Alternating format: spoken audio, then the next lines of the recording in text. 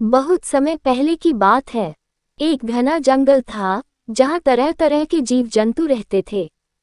उसी जंगल के एक कोने में एक विशाल पीपल का पेड़ था जिसकी शाखाएं आसमान को छूती थीं। पेड़ के नीचे एक छोटी सी चट्टान थी जिसके पास एक पानी का तालाब था। उस तालाब में अक्सर जानवर अपनी प्यास बुझाने आया करते थे। पीपल के पेड़ की एक डाल पर एक सफेद कबूतर रहता था। वह बहुत ही दयालु और समझदार था। उसका नाम था राजू। वही चट्टान के नीचे एक छोटी सी दरार में एक मेहनती चींटी रहती थी जिसका नाम था गीता। गीता दिन भर खाना इकट्ठा करने में लगी रहती थी और राजू दिन भर आसमान में उड़ान भरता और कभी कभी नीचे आकर तालाब से पानी पीता। गीता और राजू एक दूसरे को देख तो लेते थे पर कभी बात नहीं हुई थी। गर्मी के दिन थे, सूरज आग उगल रहा था और पानी के स्रोत सूखते जा रहे थे। चींटी गीता बहुत प्यास से बेहाल थी। वह किसी तरह चलती हुई तालाब तक पहुंची। पानी तक पहुंचने के लिए उसे चट्टान की ऊंचाई चढ़नी थी जो उसके लिए बहुत कठिन काम था। फिर भी वह साहस करके चढ़ी और पानी पीने लगी। उसी समय एक तेज हवा का झोंका आया और गीता फिसलकर तालाब में गिर गई। वह तैर नहीं सकती थी। वह बुरी तरह से छटपटाने लगी और डूबने लगी। पास में कोई नहीं था जो उसकी मदद कर सके। उसका जीवन खतरे में था। पेड़ पर बैठा राजू ये सब देख रहा था। उसने देखा कि एक छोटी सी चींटी पानी में डूब रही है। वह बिना समय गंवाए एक पत्ता तोड़कर उसे तालाब में गिरा देता है। वह पत्ता धीरे धीरे तैरता हुआ गीता के पास पहुंचता है। गीता किसी तरह उस पत्ते पर चढ़ जाती है और धीरे धीरे पत्ता किनारे की ओर बहता है। कुछ ही देर में वह सुरक्षित किनारे पर पहुंच जाती है। वह हौंफ रही थी लेकिन जिंदा थी। गीता ने ऊपर देखा, वहां राजू बैठा था।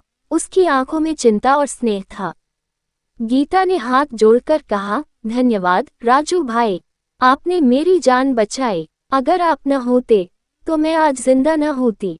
राजू मुस्कुराया और बोला, मित्रता बिना स्वार्थ की होती है। मुझे अच्छा लगा कि मैं किसी की मदद कर सका। इस घटना के बाद दोनों अच्छे मित्र बन गए। रोज दोनों कुछ देर साथ बैठते, बातें करते और अपने दिनचर्या साझा करते। एक बड़ा पक्षी और एक छोटी चींटी, लेकिन दोनों के बीच गहरा अपनापन पनप गया। कुछ दिन बाद की बात है। एक दिन शिकारी जंगल में आया। उसके पास एक जाल था और वह पक्षियों को पकड़ने आया था।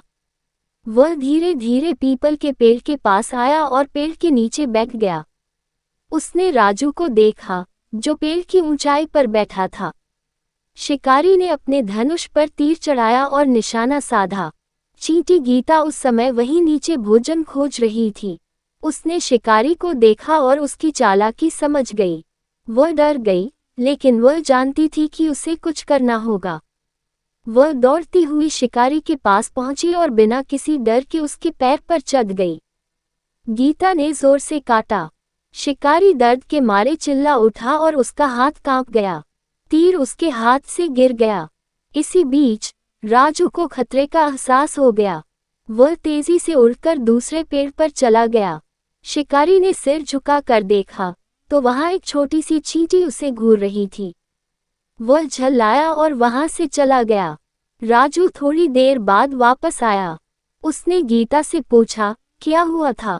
वह आदमी मुझे क्यों मारना चाहता था? गीता ने पूरी बात बताई। राजू भावुक हो गया। उसने कहा, गीता, आज तुमने मेरी जान बचाई। एक छोटा सा प्राणी, लेकिन साहस इतना बड़ा कि मौत से भी लड़ गई। गीता मुस्कुराए और बोली, मित्रता का यही अर्थ है राजू भाई। आपने मेरी जान बचाई थी, आज मेरी बारी थी। इसके बाद से उनकी दोस्ती और भी गहरी हो गई।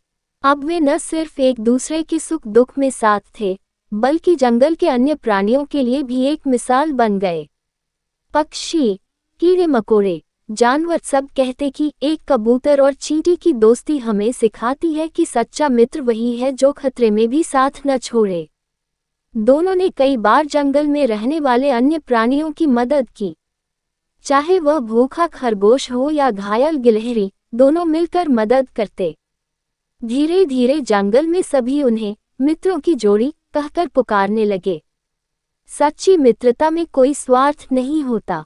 जब हम बिना किसी अपेक्षा के किसी की मदद करते हैं तो वह भाव जीवन भर याद रहता है। गीता और राजू की दोस्ती आज भी उस जंगल में मिसाल के तौर पर सुनाई जाती है।